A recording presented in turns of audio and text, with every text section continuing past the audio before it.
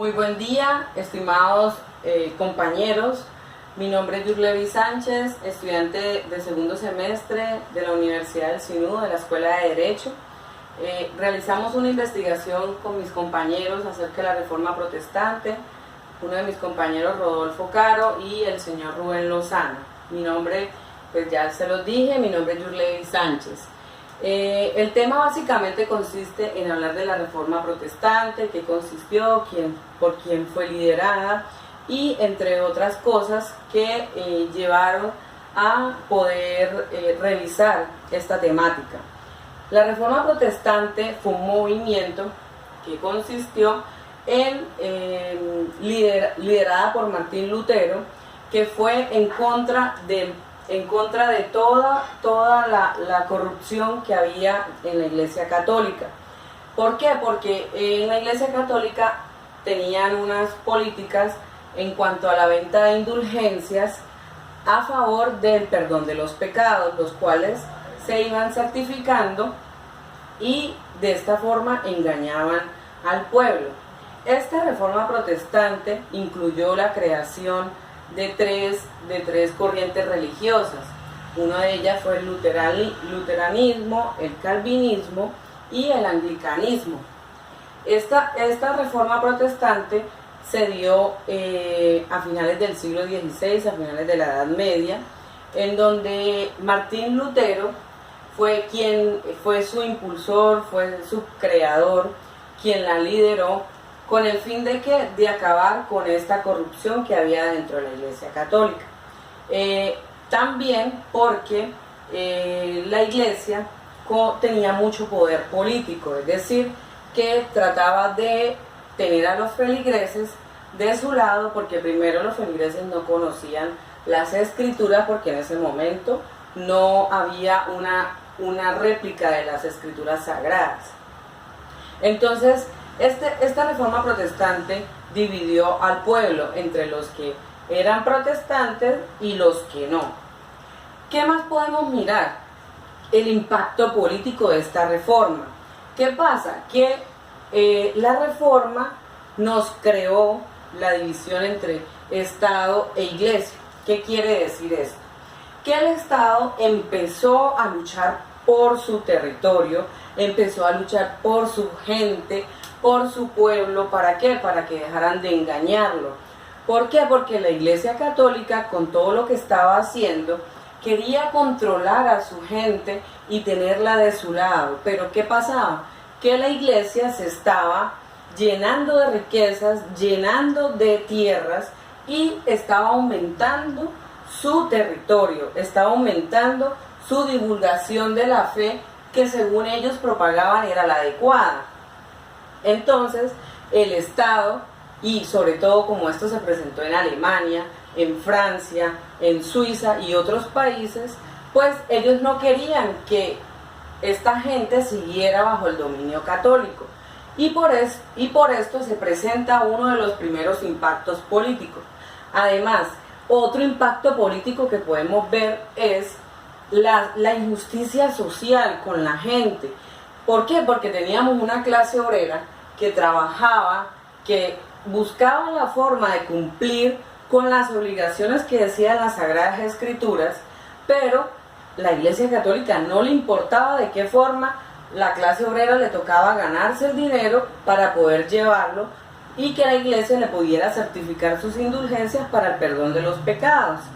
Lo que llevó a que el Estado empezara a preocuparse por su gente y empezar a equilibrar todo su poderío, a ganar soberanía sobre las personas que estaban en contra de todo lo que la Iglesia Católica estaba haciendo.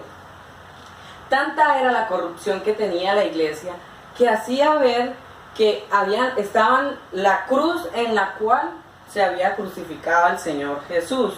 También vendían las espinas o vendían los clavos con los cuales fue crucificado Jesús, lo cual era una simulación, mas no era cierto que esos elementos fueran con los cuales el Señor se ejecutó en ese momento.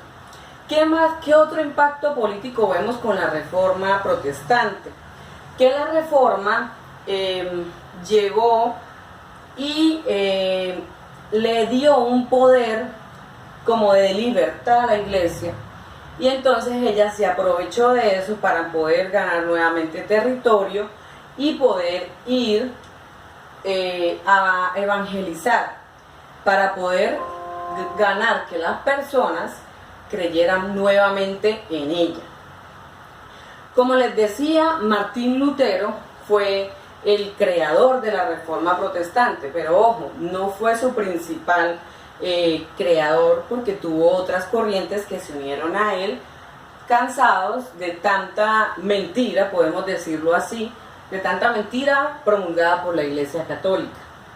Entonces Martín Lutero fue un teólogo, él nació en Eisleben, él nació y murió en Eisleben. ¿Qué es Eisleben? Un pueblo que queda en Alemania, y realmente pues a él le gustaba mucho su pueblo, y él falleció allí, no quiso irse a otra parte, salía, viajaba, pero retornaba a su pueblo.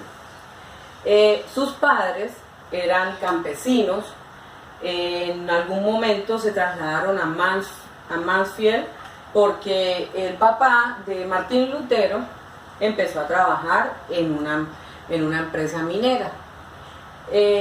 Martín Lutero, a medida que fue creciendo, pues el padre quería que él estudiara Derecho.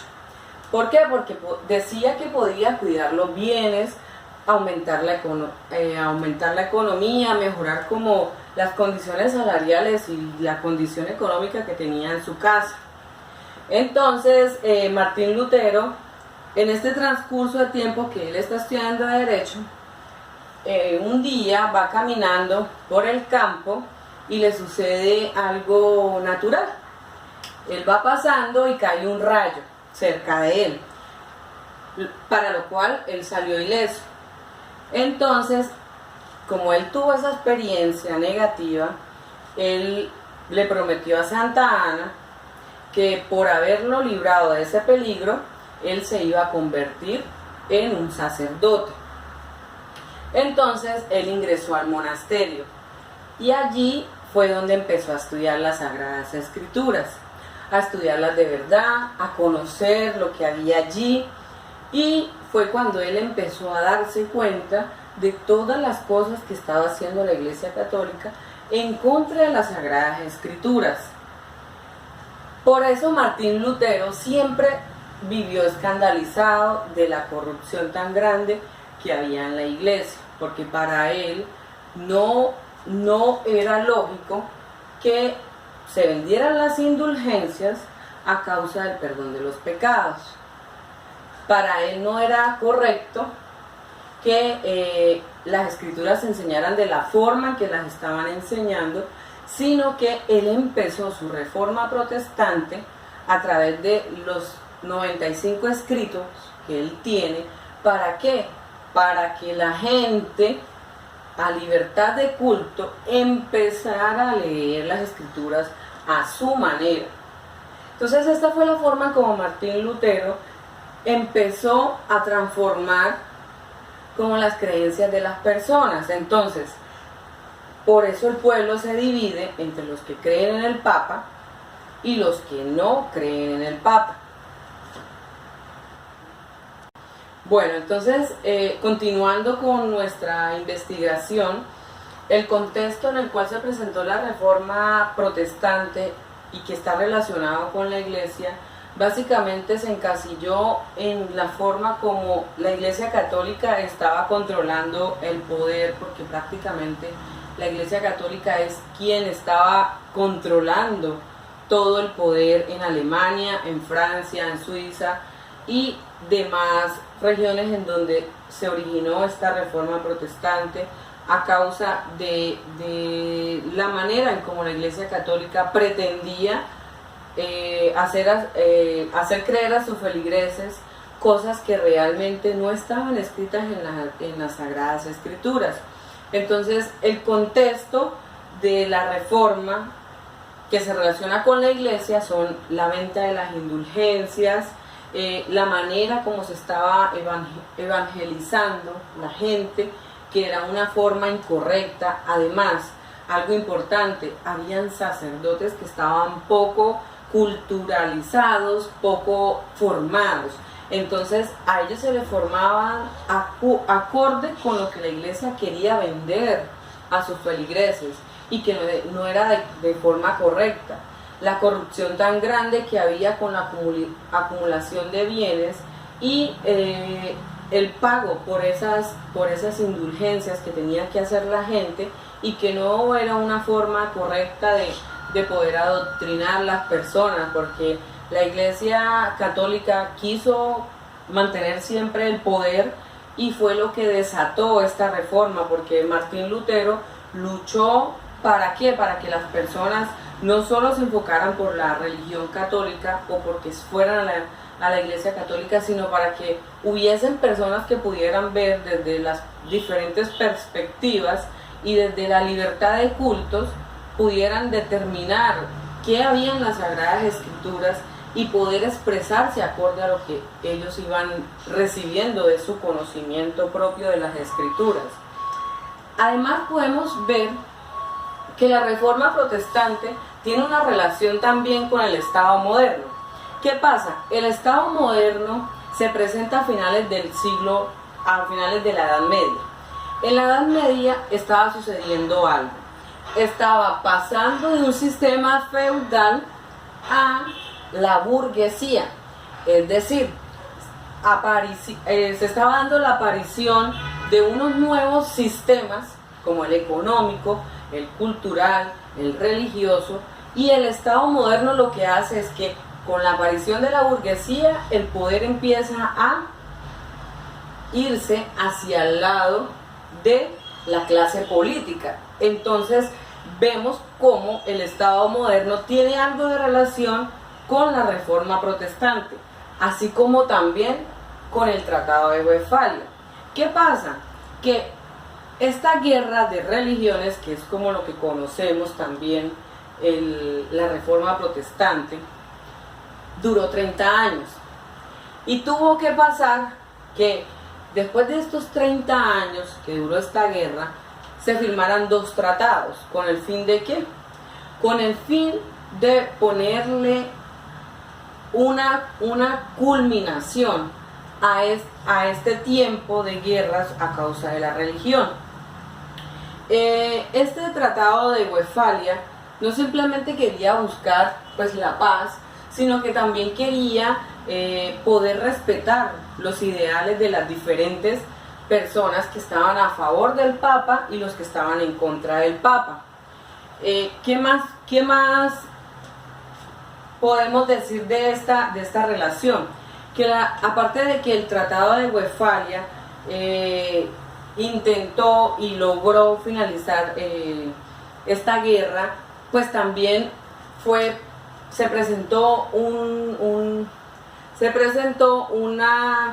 movimiento del sistema feudal a el sistema burgués, en donde se le empezó a dar más importancia a la economía, a la cultura, al estudio de la religión, y poder que la clase obrera también tuviera control de lo que podía hacer de su mano de obra en las diferentes actividades en las cuales se desenvolviera, y no solamente pues el control como tal político que estaba ejerciendo la iglesia, sino que también la parte del sistema político pudiera intervenir.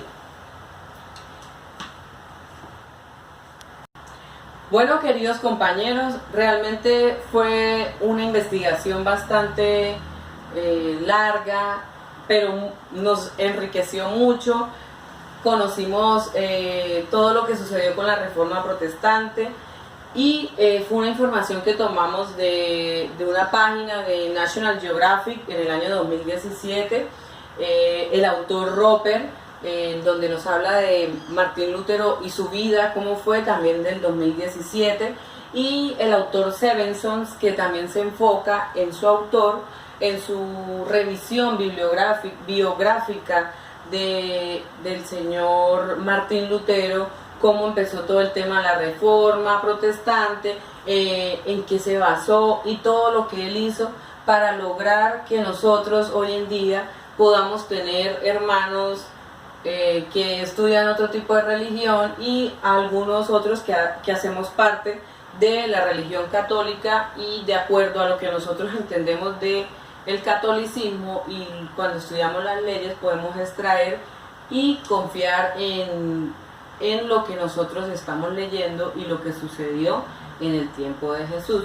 Muchas gracias, que pasen muy buen día, los espero en mi canal nuevamente. Hasta pronto.